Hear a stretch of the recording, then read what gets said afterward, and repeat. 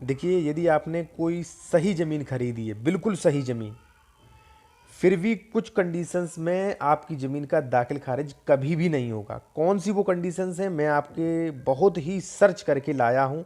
कई लोगों के सामने ये कंडीशंस आ रही हैं, कई लोगों के सामने ये समस्याएं हैं। तो 6 कंडीशंस के बाद बात करेंगे। सबसे पहली है विक्रेता का नाम, उसके पिता का नाम या उसके निवास स्थान में किसी भी प्रकार की गलती। अब देखिए, गलती तो नहीं होने देंगे आप, लेकिन एक समस्या आ सकती है कभी आपके सामने।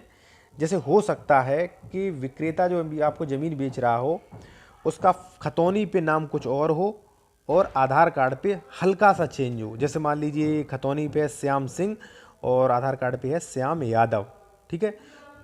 तो आपको वही नाम डालना है जो खतौनी पे है, वही उसके पिता का नाम डालना है, वही निवास स्थान डालना है। हाँ, आप उर्फ करके उसका आधार कार्ड वाला भी नाम डाल सकते हैं, और खतौनी पे जो पता है उसमें भी हाल निवासी करके या स्थायी निवासी करके डाल सकते हैं आप। दूसरा जो है पॉइंट, वो भी बहुत महत्वपूर्ण है। इससे पहले आपसे कहूँगा भाई, बेल आइकन जरूर दबा दें, जिससे आपको आने वाले वीडियो को नोटिफिकेशन मिल सके, क्योंकि बहुत महत्वपूर्ण वीडियो बनाता हूँ मैं। दूसरा है, वो है ज़मीन का गलत डिस्क्रिप्शन।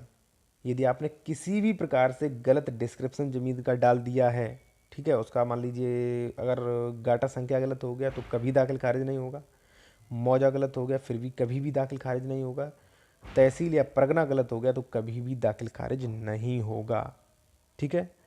अब बात करते हैं तीसरे पॉइंट के बारे में, तीसरा क्या कारण हो सकता है। इससे पहले मैं आपसे कहूँगा दोस्तों, यदि आप प्रॉपर्टी के किसी भी टॉपिक से संबंधित सलाह लेना चाहते हैं हमारी टीम से, तो आप कांटेक्ट कर सकते हैं। कांटेक्ट नंबर हमारा वीडियो की डिस्क्रिप्शन में दिया गया है। थर्ड जो है वो है ज़मीन से ज़्यादा ज़मीन बेच देना।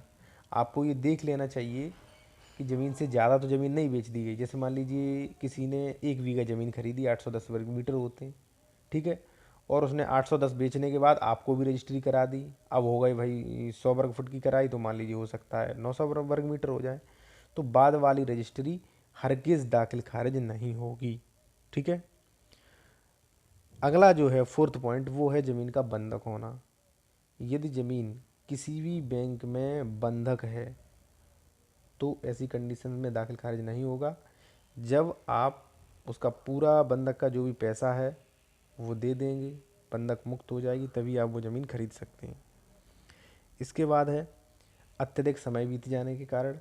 यदि मान लीजिए आपने प्रॉपर्टी जो है 2010 में ख़रीदी थी, अब 2023 हो गई, 13 साल बीत गए, तो हो सकता है कि तहसीलदार दाखिल खारिज करने से इनकार कर दे, ठीक है। हो सकता है, ज़रूरी नहीं इनकार करे, लेकिन ज़्यादा समय डिले होता है तो इनकार कर सकते हैं, उन्हें अधिकार है।